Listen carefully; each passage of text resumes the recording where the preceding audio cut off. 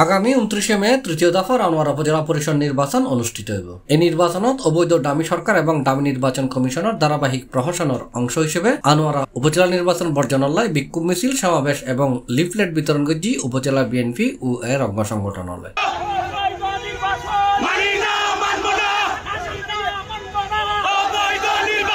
মেয়ার 24 তারিখ শুক্রবার সকালে উপজেলার বঙ্গবন্ধু টানেল সংযোগ সড়ক কর্মরুত্তন আনোয়ারা উপজেলা বিএনপির সদস্য সচিব লায়ন হেলাল উদ্দিনের নেতৃত্বে বিক্ষোভ মিছিল বাইরে উপজেলা গুরুত্বপূর্ণ রাস্তা প্রদক্ষিণ শেষে ছাত্র মোহনী বাজার এলাকার জায়গায় সমাবেশত পরিণত হয়। পরে উপজেলা নির্বাচন বর্জন করিবেলায় লিফলেট বিতরণ করা হয়।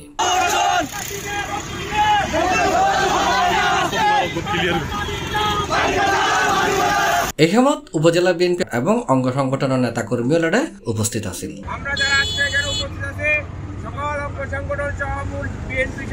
সকলের কাছে আমাদের এখন অনুরোধ থাকবে, আপনারা সবাই নিজ নিজ এলাকায় গিয়ে ঘরে ঘরে গিয়ে গ্রামের মা বোন সকল বয়োবৃদ্ধ সবাইকে অনুরোধ করবেন যেন 19 তারিখে এক দলীয় যে নির্বাচন হতে যাচ্ছে এটা একটা প্রশাসনের নির্বাচন নয়।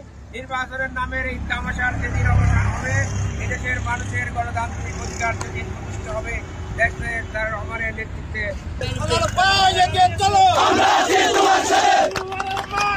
C plus Chittagong.